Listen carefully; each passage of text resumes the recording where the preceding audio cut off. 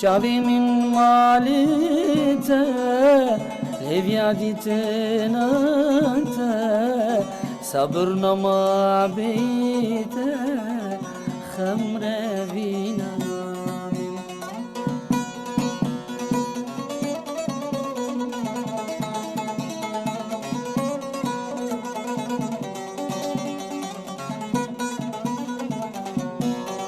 بوير اف ام. هذا البرنامج برعاية هيئة الصحة المحلية المدعومة من منظمة دولية إنسانية طبية غير حكومية تعمل في مناطق الإدارة الذاتية شمال وشرق سوريا.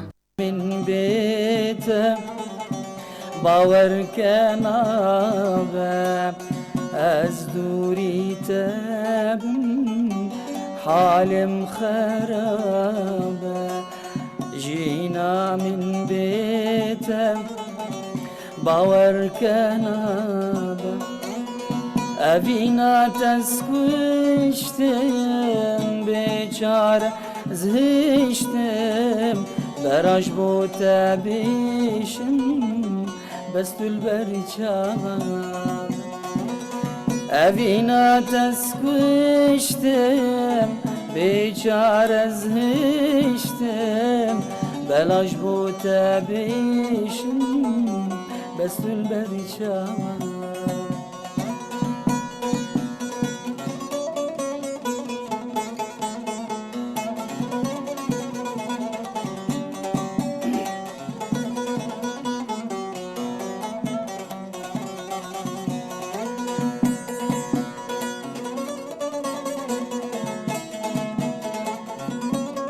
بوير اف ام. هذا البرنامج برعاية هيئة الصحة المحلية المدعومة من منظمة دولية إنسانية طبية غير حكومية تعمل في مناطق الإدارة الذاتية شمال وشرق سوريا.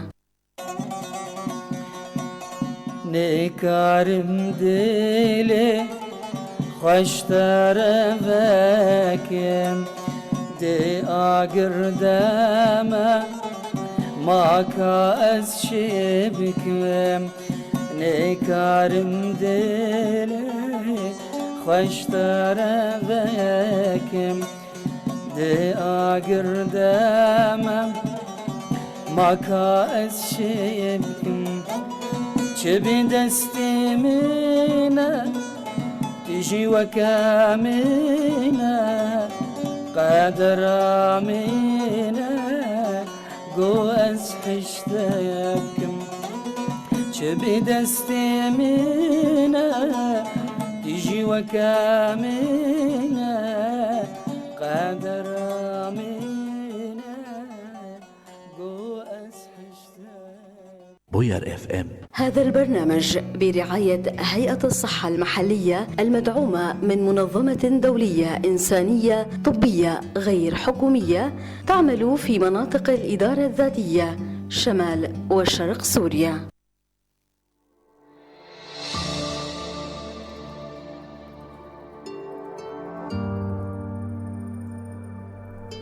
يسعد صباحكم مستمعي ومشاهدي إذاعة بوير اف ام بحلقة جديدة من برنامجكم الخاص عن الصحة النفسية والجسدية. معي أنا من وراء المايك شيف حسن عبر الموجة 103.5 من قامشلو وريفها عم تسمعونا، وعبر البث المباشر لصفحة الإذاعة على موقع الفيسبوك بوير عربي عم بترافقونا مشاهدة.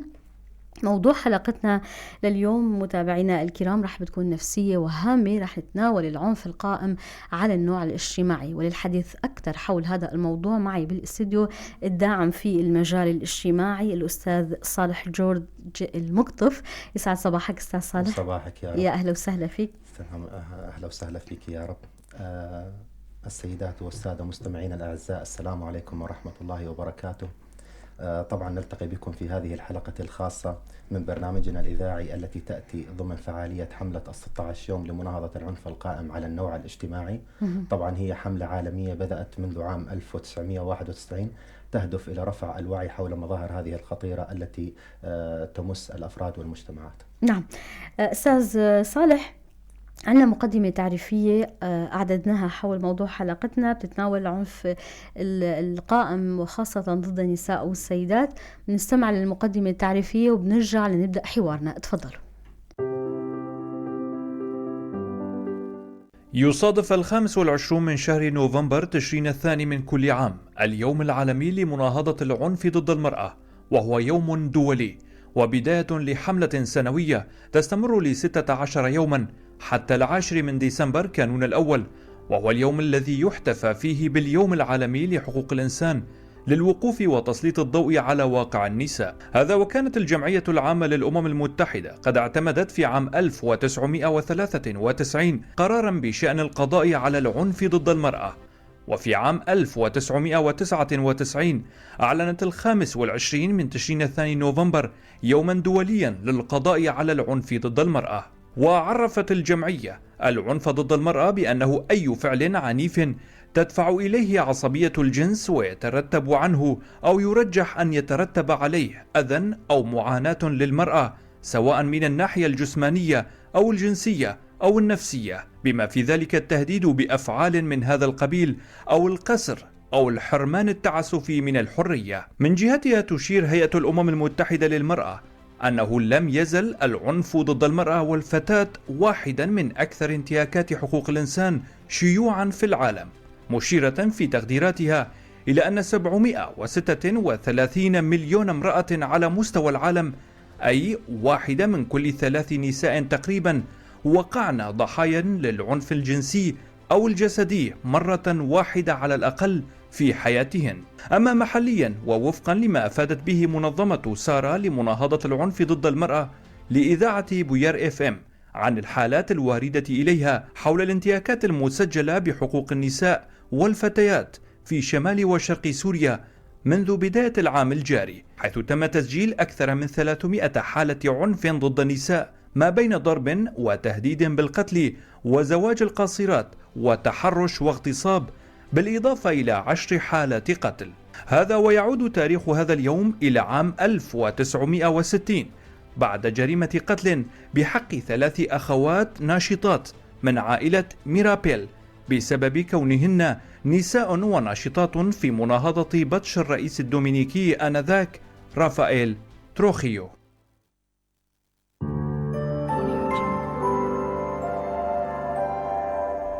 من جد يسعد صباحكم مستمعي ومشاهدي إذاعة بوير FM، ويسعد صباحك أستاذ صالح. صباحك يا رب. لو نبدأ الحلقة بلمحة عن حملة 16 يوم، حملة 16 يوما، تفضل. تماما مثل ما حكينا بالمقدمة التعريفية، هي حملة عالمية بدأت منذ عام 1991. طبعا هي حملة للتوعية لمناهضة العنف القائم على النوع الاجتماعي. نعم. طبعا هذه الحملة تبدأ من 25 الشهر الجاري حتى 10 من الشهر المقبل ديسمبر. نعم. تمام. هي حملة 16 يوم، هي حملة عالمية طبعا. بدأت مثل ما حكينا من عام 1991. تمام. طبعا سنناقش من خلال اليوم موضوع الحلقة أسباب العنف رح نتطرق لنقاط عدة حول هذا الموضوع الذي يحتاج إلى تسليط الضوء عليه. مسألة العنف القائم على النوع الاجتماعي. طبعا هي الحملة اللي بتكون مستمرة منذ 25 من شهر نوفمبر ل10 من شهر ديسمبر، الشهر اللي احنا شهر ديسمبر. بداية أستاذ صالح، تناولنا لمحة تعريفية عن العنف القائم على النوع الاجتماعي. خلينا نتناول أو حملة 16 يوم عذرا، نتناول مفهوم العنف كمفهوم، ما هو وما هو أشكال العنف الممارس ضد الأشخاص. تماما. حكينا أنه العنف، طبعا العنف القائم على النوع الاجتماعي هو كل فعل أو سلوك يستهدف فردا بناء على جنسه أو هويته الثقافية أو الاجتماعية أو النفسية. طبعا هذا النوع من العنف ينشأ من المعتقدات الاجتماعية التي تكرس عدم المساواة بين الجنسين. تمام. وتؤدي إلى استغلال السلطة والهيمنة. صراحة في أمثلة كثيرة على سبيل المثال زواج القاصرات. تمام. هي أحد أشكال العنف أحد القائم أشكال على النوع العنف الاجتماعي. تماما، زواج القاصرات التي يحرم الفتاة من ممارسة حقها في إكمال التعليم أو حقها في الحياة، تمام. يعني أنه تتزوج وهي بعمر صغير جدا. نعم. صراحة. تمام. أيضا تعرض النساء أو الفتيات القاصرات للعنف المنزلي أو تعمل إلى أدوار لا تناسب عمرها. نعم. هناك مفاهيم عدة تحتاج للإضاءة عليها في المجتمع، وخاصة عندنا كثيرا ما يشار للجندر بالجنس أو يشار للجندر بأنها المرأة. تحتاج هذه المفاهيم والمصطلحات إلى تسليط الضوء عليها. نتناول معك أستاذ صالح الفرق بين الجنس والجندر. تماما آنسة. هلا الفرق بين الجنس هي الصفات البيولوجية الثابتة تماما بين المرأة والرجل، تمام. هي مثلا المرأة الحمل والرضاعة والإنجاب وما غيره، يعني هي الصفات البيولوجية الثابتة التي لا يمكن تغييرها إلا في عمل جراحي. أما الأدوار الاجتماعية هي الأدوار المناطة التي يمارسها أو الجندر. أيوة، أو الجندر هي الأدوار التي يمارسها الشخص وهي قابلة للتغيير. هي الأدوار التي يعطيها أو يوزعها المجتمع عليه الذكر أو الأنثى وفقا لنوعه البيولوجي. تمام. وفقا لنوعه البيولوجي أو التي يحددها المجتمع. نعم. تماما. وهي قابلة للتغيير. تماما. أستاذ صالح، خلينا نتناول العنف كفلسفة. يعني فلسفة العنف إلى ماذا يشير؟ ما هو منشأ العنف في أساسه؟ تماما. نحن دائما أنسى لما بنحكي عن موضوع العنف نشير دائما إلى مصطلح القوة. العنف الأساسي فيه هو مصطلح القوة. طبعا فلسفة العنف ليس مجرد تصرفات فردية ناجمة عن الغضب أو الاضطراب، بل هو ظاهرة معقدة تتداخل فيها عناصر ثقافية ونفسية واجتماعية عديدة. نعم. يعني على مدار الأجيال استخدم العنف على مدار الأزمنة. هي ليست مشكلة تماما. آنية، أيوة. وليست تماما. هي ليست مشكلة حديثة اليوم، بل هي مشكلة متجذرة وقديمة وما زالت إلى اليوم، وموروث حتى نستطيع القول. على سبيل المثال لا الحصر، مثلا أنه نلاحظ أن الفتاة مثلا في الجاهلية كان يتم وأد الفتيات، تمام، وهن أحياء بحجة أن هذه الفتاة تجلب العار، أو أنها ممكن أن يعني حتى لا يتم الاحتفاء. نعم. تمام. عندما تتم ولادة الأنثى أو البنت، على عكس الذكر، تمام، الذي كان يتمتع بخصائل وعدائد وأشياء عديدة. نعم. حتى يمكن القول إلى يومنا هذا. نعم. تمام. وأد الفتيات، يعني المثال الذي أشرت إليه في تلك الحقبة، كان يرى على أنه هذا الشكل من العنف هو عنف يكون نفعي للمجتمع. تماما. وهذا الأمر هو أحد جوانب فلسفة العنف الموروثة أو الموروث على مدار السنوات. بتحب تضيف أي شيء أستاذ؟ تماما. حكينا أنه لما حكينا عن الوأد البنات، حتى يعني بنلاحظ حتى لما إجا، طبعا هي شيء محرم بكافة الأديان والشرائع السماوية والأعراف والقوانين الدولية إلى يومنا هذا. نعم. تماما. بنلاحظ أنه حتى لما إجا الإسلام، يعني بعد فترة الجاهلية وكذا، نزلت آية يعني قرآنية شواهد على التحريم. نعم. تماما. أنه رب العالمين قال طبعا بالقرآن بعد أعوذ بالله من الشيطان الرجيم أنه إذا الموءودة سئلت فبأي ذنب قتلت. تمام. فبنلاحظ أنه هاي الأمر منبوذ بكل الشرائع والأعراف والمعتقدات الدينية والقوانين الدولية إلى يومنا هذا. أستاذ صالح، خلينا نتناول أشكال العنف القائم على النوع الاجتماعي. طبعا العنف القائم على النوع الاجتماعي له عدة أشكال. تمام. في عنا العنف الجسدي. تمام. بنحكي عنه لمحة. طبعا العنف الجسدي يتمثل في إيذاء الضحية بشكل مباشر، طبعا من خلال الضرب، من خلال الحرق أو الركل أو الكدمات.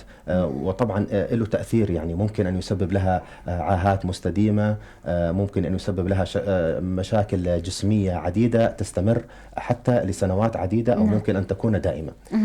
في عنا العنف الثاني اللي تكلمنا عنه هو العنف الجنسي. نعم. طبعا العنف الجنسي يشمل جميع الأفعال التي تفرض على الضحية دون موافقتها أو إرادتها. نعم. مثل التحرش أو الاغتصاب أو الزواج القسري. نعم. تمام. يمارس في الأماكن العامة، مما يؤدي إلى الشعور بالخوف والعزلة.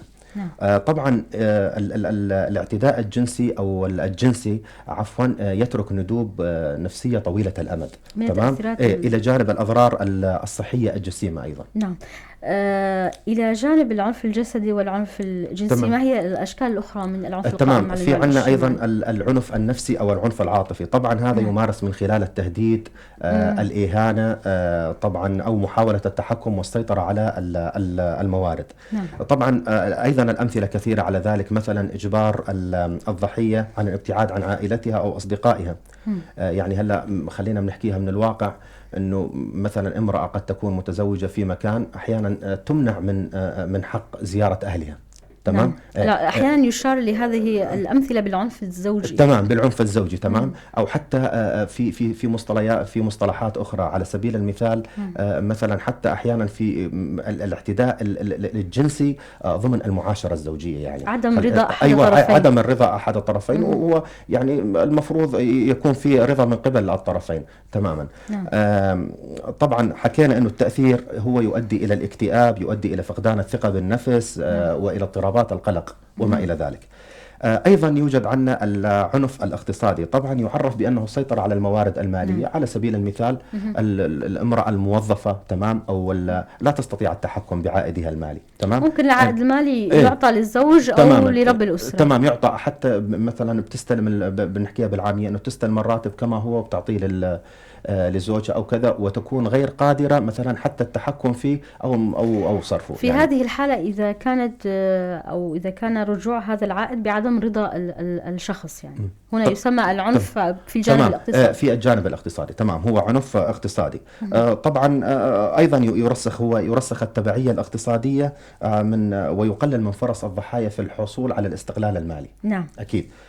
طبعا في عنا أيضا نوع أيضا مهم هو من أنواع العنف، هو العنف الرقمي. طبعا العنف الرقمي يشمل الابتزاز الإلكتروني، ونشر صور خاصة دون موافقة، طبعا نعم. الاستغلال، والأمثلة أيضا كثيرة على ذلك. مثلا نشوف أنه هذا نوع من العنف منتشر بشكل كبير. منتشر بشكل كبير، وأيضا يؤدي طبعا، حتى بنشوف أنه في برامج، مثلا برامج تجسس أحيانا يتم سرقة موبايلات، يتم سرقة تمام. نحسن نكون ما بدنا نحكي انه ضحايا ناجيات. تمام. نعم. ويتم ابتزازهن بهدف الابتزاز. ايوه، بهدف الابتزاز، وهو بطرق غير مشروعة تماما. يعني ايضا في عنا العنف المجتمعي انسشف. طبعا يحدث في الاماكن العامة، ويشمل أشكالا مثل التحرش والاعتداء على الأفراد بسبب انتمائهم الجندري. يعني بنشوف دائما، بنلاحظ أنه أحيانا إذا بتشوفي مثلا بإحدى الحدائق العامة أو ما شابه أو كذا، بتجي بنت بتحكي أنه أنا تعرضت لتلطيش، تعرضت لكذا. أحيانا حتى موضوع التنمر، تمام، التمييز والتنمر. حتى احيانا هذا بنلاحظه انه ضمن منتشر بكثره احيانا ضمن المدارس، او حتى ضمن الاطفال، او ضمن الدوائر. أيوة، دوائر العمل، حتى ضمن الدوائر العمل. طبعا ممكن احيانا بيكون لسبب خلقي او حتى لسبب بسيط جدا يتم التنمر على هؤلاء الاشخاص. طبعا هون التوعيه لها دور كبير في الحد من هذا الموضوع. نعم. ايضا في نوع من انواع العنف حكينا عنه، هو العنف المؤسساتي. نعم. طبعا يتمثل في عدم توفير الحماية القانونية والاجتماعية للأسف للضحايا من قبل المؤسسات المسؤولة، أو تطبيق قوانين أكثر صرامة. طبعا الأمثلة، يتم التساهل في قضايا التحرش والاعتداء الجنسي. تمام. غياب قوانين تعاقب المعتدين، وهي للأسف بترجع أنه يرجع يمارس الفعل مثلا على أكثر من عدم مرة. وجود قوانين رادعة. تماما، قوانين رادعة. طبعا التأثير أكيد يزيد من عدد الضحايا، ويشجع المعتدين أو بنحكي الناجيات، ويشجع المعتدين على التمادي أكثر. نعم. وفيما يتعلق بالرواتب والعائد المالي للموظفين والموظفات، كثيرا ما يكون هناك تمييز على أساس الجندري في مسألة الرواتب. تماما. ذكرتي نقطة كثير مهمة. طبعا هلأ بنلاحظ أنه أحيانا بنشوفها على أرض الواقع، بنلاقي أنه مثلا نفس الشغل، تمام، بس والدخل واحد، بس يتم إعطاء الرجل قيمة مالية مقابل العمل أكثر من المرأة. نعم. بيكون هو نفس العمل. يعني هلأ ممكن أحيانا بنمر بالشارع بنلاحظ أنه هذا العمل موجود، يعني بنشوفه أمامنا، يعني بأم أعيننا، أنه البنت بتشتغل نفس عمل الرجل، ولكن أنه حسب لأنه بنت، ولأنه طبيعة بيولوجية بنلاقيها أنه بتتقاضى أجر أقل من الأجر اللي بيتقاضاه الرجل. هناك نقاط عديدة تتعلق بهذا الموضوع في إطار العمل، مسألة القدم الوظيفي، مسائل أخرى تلعب دور في هذا الأمر. عندنا استطلاع أستاذ صالح ومتابعينا الكرام، أجره فريق راديو بوير اف ام مع عدد من الناس حول موضوع حلقتنا. بنستمع للآراء وبنرجع نتابع الحوار. تفضلوا. هو أي فعل عنيف ينتج عنه الأذى أو المعاناة. أنواع العنف هن 5 أنواع: العنف الجسدي، العنف النفسي، العنف الاقتصادي، العنف القانوني، العنف النفسي. وبعض الحالات يتداخل أنواع العنف مع بعضها. طبعا هاي الحملة بتخص الخوات ميرابال. كان هدول خوات 3 الملقبات بالفراشات. هدول البنات كانوا هنين من الطبقة الراقية، الطبقة البرجوازية. فكان في حاكم اسمه رافيل تريخيلو كان عم بيحكم البلاد. هذا الحاكم أمر بقتل 3 بنات خوات ميرابال بالسجن. طبعا وانكتم، صار كتم إعلامي. كان لهم أخت الرابعة، فكان عندهم بيت، عملت هذا البيت مثل المتحف. هالمتحف تضمن هيك الأفلام الوثائقية اللي كانت عم بتخص خواتها الميرابال 3، وكان لهم صور وكتب. فصار متحف اللي رايح وجاي عم ينزلوا بهالمتحف، هالبيت اللي تابع لهالخوات ميرابال. وبعدين هاي صارت ضجة عالمية انه هدول خوات ميرابال تعرضوا لتحرش، فوحدة منهم ما قبلت، لهيك تعرضت للاعتقال، وبعد الاعتقال انقتلوا. وبعدين صار بقرار من الأمم المتحدة انه 25 شهر 11 يوم العالمي لمناهضة العنف ضد المرأة. الحملة تتخذ من اللون البرتقالي شعار الآلة، على أمل أنه يكون أو تأتي أيام مشرقة للمرأة في المستقبل القريب، بعيدة عن العنف، بعيدة عن انتهاكات حقوق الإنسان. طبعا أنواع العنف هي عديدة. هناك العنف الجسدي، اللفظي، العنف النفسي. يعني أي نوع أو أي تصرف يمثل انتهاك لحقوق الإنسان وكرامة الإنسان يحسب أو يصنف كعنف، بغض النظر عن القوة الجسمية أو المعتدى عليه. فأي انتهاك لحقوق الإنسان حتى ولو كانت بسيطة يعتبر عنف. يعني يفضل وجود ندوات وجلسات حوارية تساعد على مناهضة العنف على المرأة بشكل خاص وعلى جميع الأفراد بشكل عام، لأنه المجتمع الخالي من العنف يكون مجتمع متقدم ومتطور. ونعلم أن هنالك أنواع كثيرة تمارس بحق المرأة، منها العنف الجسدي، العنف النفسي، العنف الاجتماعي، العنف في داخل المنزل وفي خارجه وفي المؤسسات، وبكافة أشكاله وأنواعه. فهي تمارس ضدها، ويجب على المجتمع حماية المرأة من كافة هذه الظواهر التي تمارس ضد المرأة والتي تعنفها. أيضا ليس من خلال المحاضرات التوعوية فقط. الطفل يتعرض للعنف، الشاب يتعرض للعنف، المرأة تتعرض للعنف. المرأة يعني تعرض مثلا من زوجها، فينا نقول يعني مو الكل، الأغلبية فينا نقول هون مجتمعنا تعرض للعنف من الذكور بشكل عام، تحرش جنسي مثلا، نظرة المجتمع لها كضلع مكسور. هاي بالنسبة لعنف المرأة، يعني هي المعروف عن مجتمعنا. ومثل ما قلنا الطفل كمان له يعني حصة بهالشي، بهالعنف اللي عم بيصير بالمجتمع. طبعا العنف يعني أحد أهم الأسباب اللي تؤدي لأنه الشخص مثلا تضعف شخصيته. أول شيء يكره يصير اجتماعي، يخالط الناس، يمارس مثلا حياته بشكل طبيعي. هلا أنواع العنف كتيرة. مثلا العنف الجسدي، العنف النفسي، العنف الجنسي، العنف الاقتصادي، العنف الأسري. وحاليا نحن عم نعيش بأكتر عنف هو العنف البيئي، يعني مثلا نلاقي كثرة المولدات حوالينا أو كثرة السيارات، يعني عدد السيارات بالبلد، هذا بيسبب لنا عنف بيئي أكيد. هلا أكيد تأثير العنف بيكون كتير كبير على الإنسان، يعني العنف يسبب أذى كتير للإنسان، سواء كان كبير أو صغير، بس أكيد بيأثر أكتر شي على الطفل، لأنه ما فيه يدافع عن حاله، ما فيه يحكي. يعني مثلا نشوف إذا طفل تعرض بالمدرسة للعنف ما بيحكي كتير، ما يجي ما يعني ما يقدر يدافع عن حاله.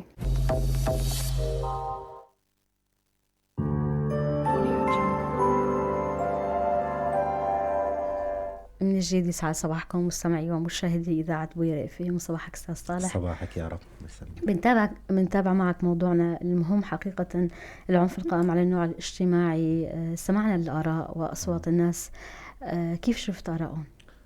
صراحة الآراء كتير كانت متقاربة يعني، وفي ثقافة، في وعي صراحة عند شريحة كتير كبيرة من المجتمع. إنه صراحة يعني شفنا كتير نقاط كانت عم يحكوها هي نقاط صحيحة، دقيقة، النقاط صحيحة ودقيقة أيضا. تناولوا الكثير من الجوانب. صح، تناولوا أنواع العنف، تناولوا أسباب العنف، حكوا عن الموروث الاجتماعي، تأثيره تمام.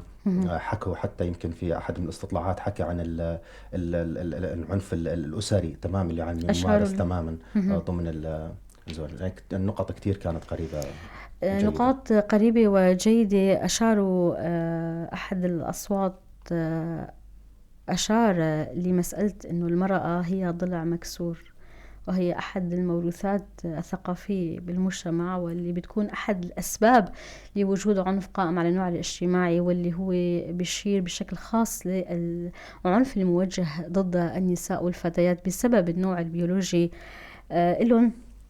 أيضا أحد الأصوات أشار أنه أي تعرض أو أي انتهاك هو انتهاك لحقوق الإنسان. صح. كتير مهم أن يكون في رؤية ونظرة مجتمعية وعالمية ترى بأن العنف القائم على النوع الاجتماعي هو بالدرجة الأولى انتهاك لحقوق الإنسان. صحيح.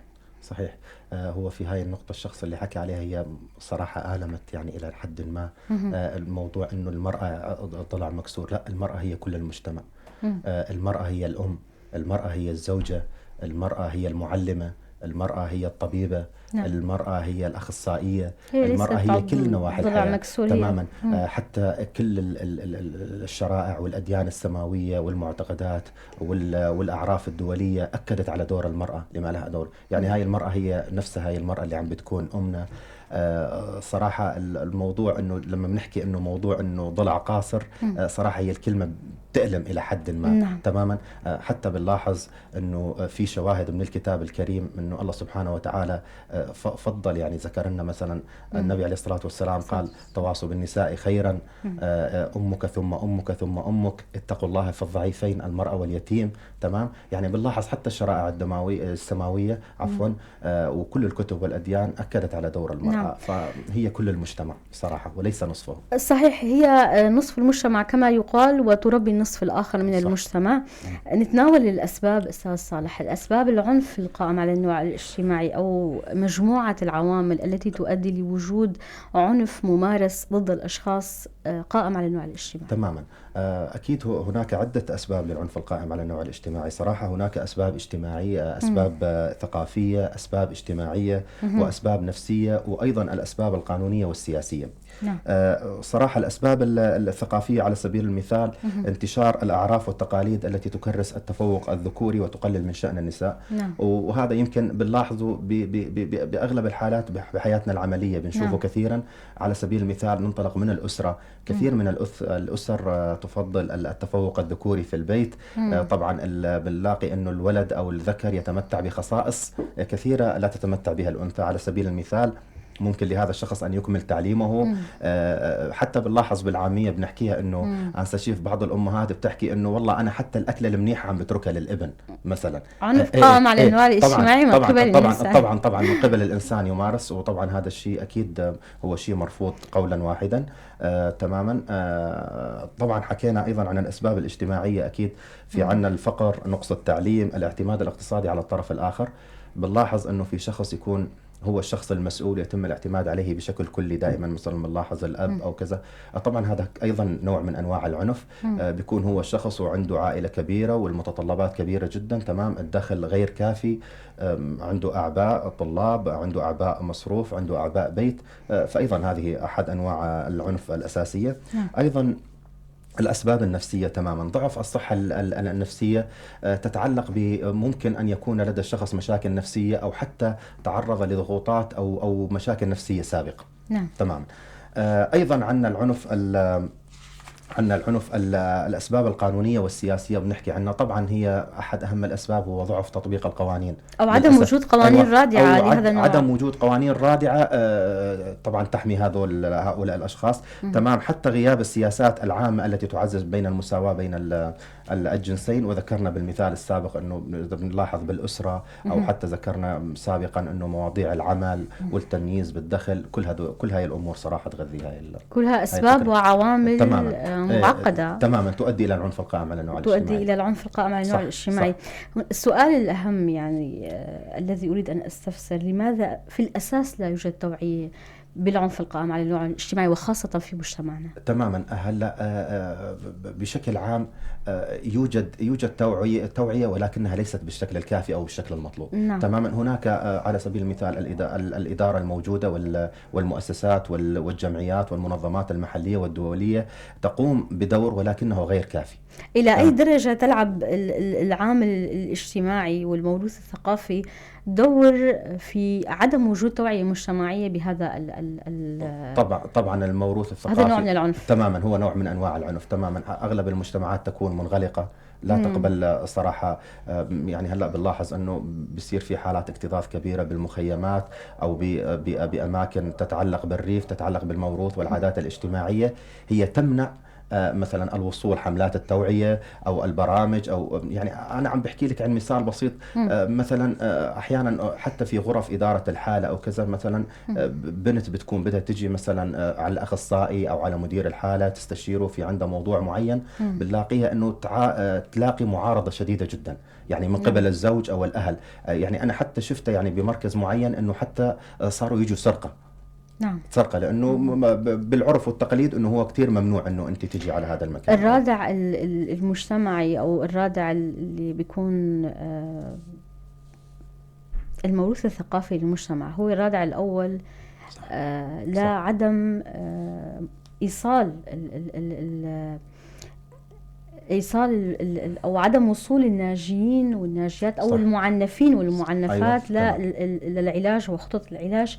هي أحد الأسباب. ما هي أكثر الفئات العرضة أو المعرضة للعنف القائم على النوع الاجتماعي؟ تماما. هلا نحن عندنا أكثر الفئات العرضة للعنف القائم على النوع الاجتماعي بالدرجة الأولى طبعا عندنا الأطفال. تماما. عندنا الأطفال بالدرجة الثانية، في عندنا النساء، عندنا كبار السن، عندنا الأشخاص ذوو الإعاقة، طبعا الأسر التي تعيش تحت خط الفقر، وهي خامسا. في عندنا أيضا اللاجئون والنازحون. تمام. نعم. داخليا. لماذا الأطفال هم الأكثر عرضة للعنف القائم على النوع الاجتماعي؟ تماما. طبعا الأطفال هم أكثر عرضة للعنف القائم على النوع الاجتماعي لأنهم يتأثرون بنقص الغذاء والدواء والأكل والتعليم والرعاية الصحية. طبعا وأيضا هم معرضون للاستغلال مثل عمالة الأطفال. نعم. تماما. النساء طبعا خاصة في المجتمعات التي مثل ما حكيتي التي تعاني من عدم المساواة الجندرية. نعم. تمام. عرضة للعنف القائم على النوع الاجتماعي، الحرمان الاقتصادي أو العادات الضارة مثل زواج القاصرات. طبعا وهي ظاهرة منتشرة للأسف عنا بشكل كبير جدا زواج القاصرات. يعني بنلاحظ أنه تجي البنت هي طفلة ولا تتجاوز 14 أو 15 وتتحمل مشاكل الزواج والحمل وأعباء تكون كبيرة كبيرة لا تستطيع تحملها. أيضا كبار السن، طبعا هم كبار السن دائما يعانون من المشاكل الجسدية والنفسية. أغلب كبار السن يعانون من أمراض مزمنة مثل أمراض القلب أو السكري أو أمراض الضغط أو وما شابه إلى ذلك. طبعا هذه تمنعهم من الوصول إلى الخدمة. غالبا ما يتم إهمالهم أو تهميشهم طبعا للأسف في البرامج أيضا الاجتماعية والاقتصادية. عندنا الأشخاص ذوي الإعاقة يواجهون عقبات في الوصول إلى التعليم. تمام، يواجهون عقبات في الوصول إلى التعليم، العمل والخدمات الأساسية أيضا.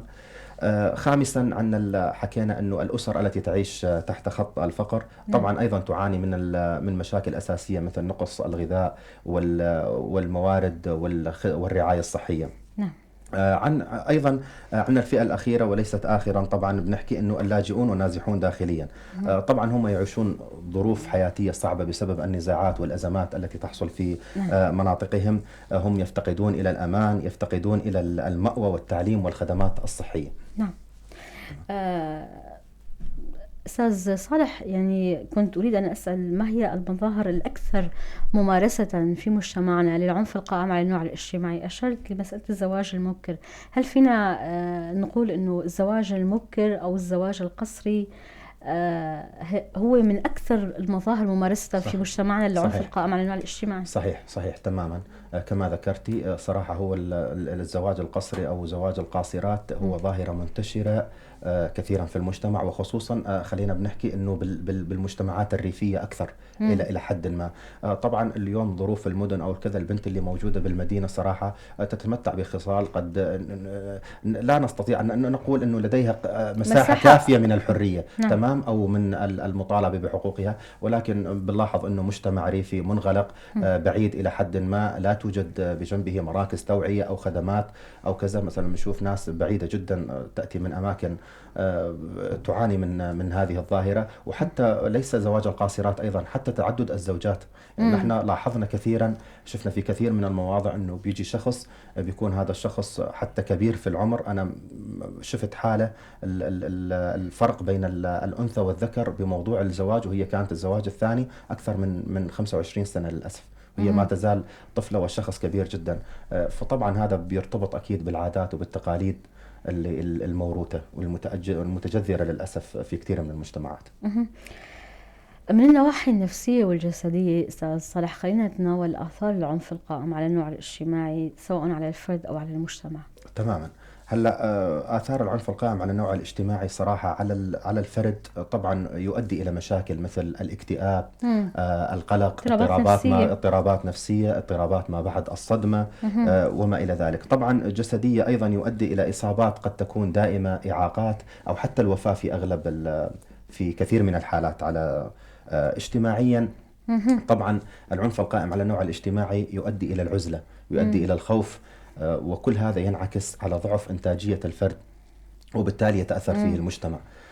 طبعا الشخص اللي يتعرض للعنف دائما اجتماعيا يكون شخص منطوي، منعزل، منغلق على نفسه. خلينا بنقول أنه لا يستطيع حتى القيام بالأشياء أو الواجبات اليومية أو في كثير من الأحيان. نعم. تمام. تحدث عن دور وأهمية التوعية المجتمعية حول أهمية العنف القائم على النوع الاجتماعي، وكيف يمكن التحرك للعمل في هذا الإطار؟ طبعا كما ذكرتي التوعية المجتمعية لها دور كبير في الحد من ظاهرة العنف القائم على النوع الاجتماعي. طبعا التوعية المجتمعية هي أحد أهم العوامل الفعالة أو الأدوات في الحد من ظاهرة العنف القائم على النوع الاجتماعي. طبعا هي تؤثر في تغيير المفاهيم والسلوكيات الخاطئة التي يمارسها الأفراد، تصحيح الكثير من المعتقدات. تمام، مثل مفاهيم السلطة الأبوية والأعراف التي تميز بين الجنسين. طبعا تعزيز ثقافة الحوار والاحترام.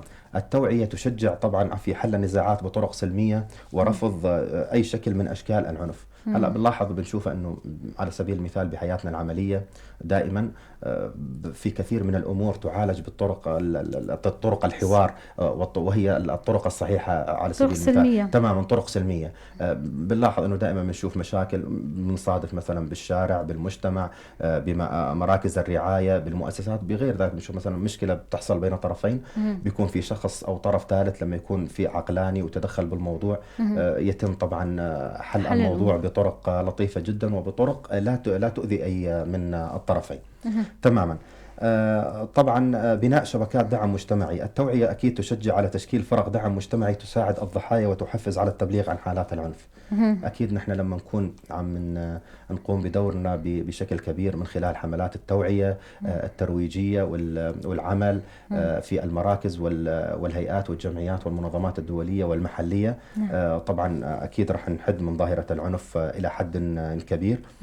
تعزيز مشاركة المؤسسات. طبعا التوعية أيضا تساهم في إشراك المدارس، المراكز الصحية والخدمات في موضوع للتعاون في نشر رسائل إيجابية. نعم، في نشر رسائل إيجابية وإشراك المجتمع بالتوعية المجتمعية حول العنف القائم على النوع الاجتماعي. أشرت للحملات التوعوية الترويجية حول العنف القائم على النوع الاجتماعي. ما هي الوسائل الموجودة لهذه التوعية؟ تماما، هناك عدة وسائل. هلا الموضوع الحلقة اللي عم نحكي فيه هي أحد الوسائل عبر إذاعتكم الكريمة. تمام، هي أحد الوسائل والهامة والفعالة جدا.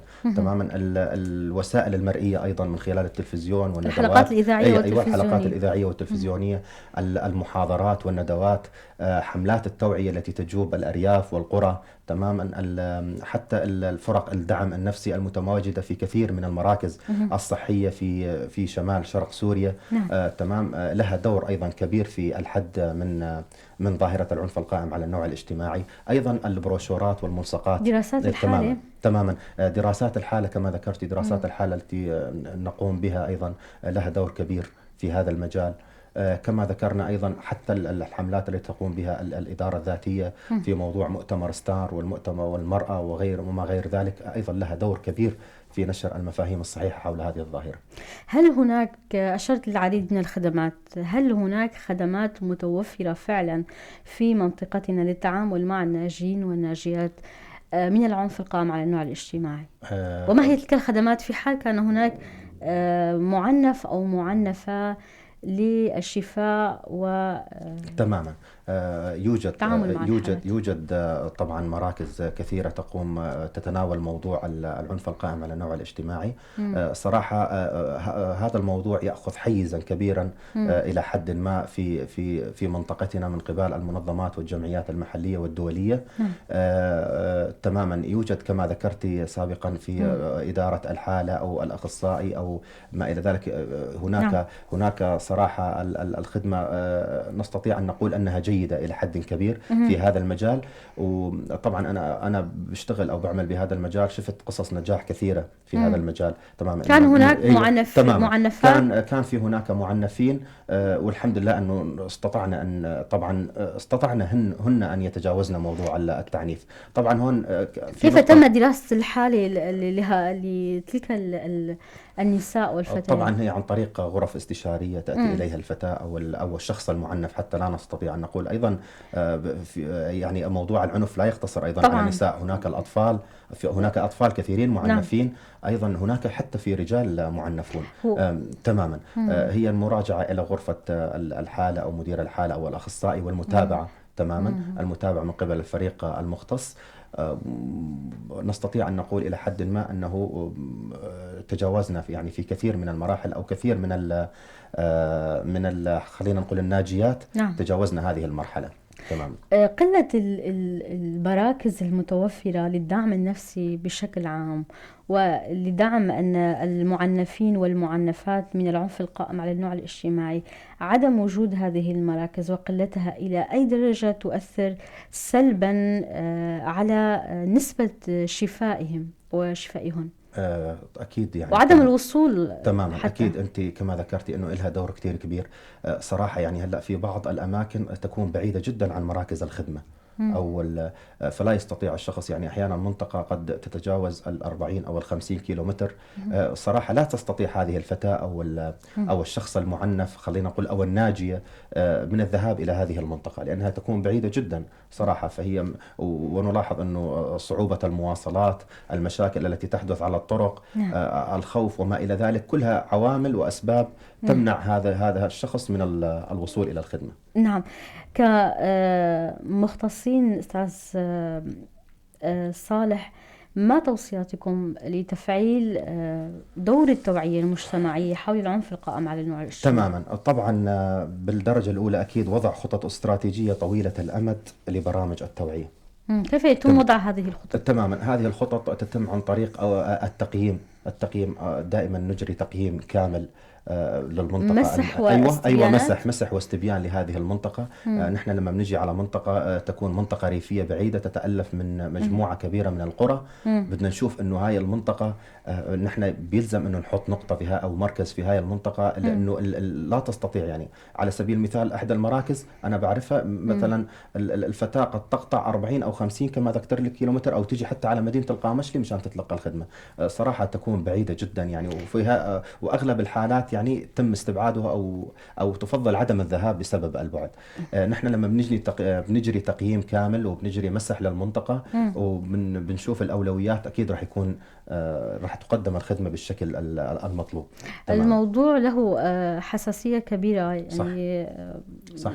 لا أعلم إلى أي درجة يكون سليم هذا السؤال، إن وجود فرق جوالة فيما يتعلق بالتوعية المجتمعية تماما حول العنف القائم على النوع الاجتماعي. تماما. هلا في كثير منظمات حتى المستوصفات التابعة للإدارة الذاتية الهيئات.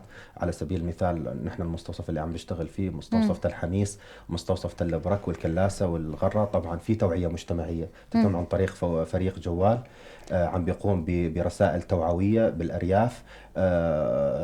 طبعا إلى حد ما الخدمة جيدة، ولكن نتطلع إلى مزيد من الجهود ولكن تبقى في إطار التوعية. تمام، تبقى في إطار التوعية يعني. أما المراكز المختصة صراحة تكون بعيدة إلى حد ما. يعني هلا في أحيانا مناطق تابعة إداريا لمنطقة تل برك أو تل حميس تبعد أكثر من كما ذكرت لك سابقا 40 أو 50 كيلومتر عن مركز الخدمة. نعم.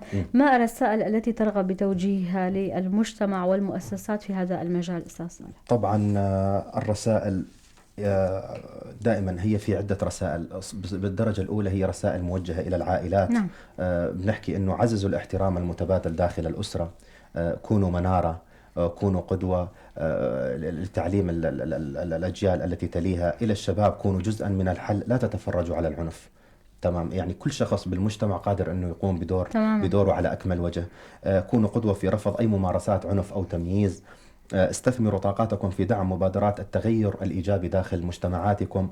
استخدموا وسائل التواصل الاجتماعي منصة لنشر رسائل إيجابية. طبعا إلى المؤسسات تطبيق قوانين بصرامة لحماية النساء والفتيات، توفير مراكز دعم وإعادة تأهيل الناجيات من العنف. طبعا دعم مبادرات تدريبية للشباب حول القيادة ومناهضة العنف، وهي نقطة جدا مهمة في هذا المجال. إلى المؤسسات الإعلامية اجعلوا منصاتكم وسيلة لنشر الوعي إلى الجميع. رفض العنف بكل أشكاله، سواء في المنزل، في العمل، في المؤسسات. المشاركة الفعالة في حملات التوعية. كلمة أخيرة أو أي إضافة بتحب تضيفها أستاذ صالح؟ تفضل. تماما. ختاما مستمعينا الكرام، العنف القائم على النوع الاجتماعي هو تحد عالمي يتطلب منا التكاتف والعمل المشترك. بإمكان كل فرد أن يحدث تغييرا كبيرا في المجتمع. كونوا صوتا للضحايا أو للناجين وأداة للتغيير. كونوا صوتا لأنفسكم أيضا. إن كنتم من أحد المعنفين أو المعنفات. صح. كل شخص قادر أن يقوم بدوره على أكمل وجه. نعم. الانطلاق من الشخص نفسه ومن ثم إلى المؤسسات والأفراد والمجتمع. نعم. أستاذ صالح المقطف الداعم في المجال الاجتماعي، كتير شكر لحضرتك. أنا بالشكر. كنت معنا بالاستديو، تناولنا موضوع مهم جدا وهو مسألة العنف القائم على النوع الاجتماعي، وكتير شكر لكم مستمعي ومشاهدي إذاعة بوير FM. هيك خلصت حلقتنا من البرنامج الخاص عن الصحة النفسية والجسدية. معي أنا شيف حسن، إلى اللقاء. بوير FM. هذا البرنامج برعاية هيئة الصحة المحلية المدعومة من منظمة دولية إنسانية طبية غير حكومية تعمل في مناطق الإدارة الذاتية شمال وشرق سوريا.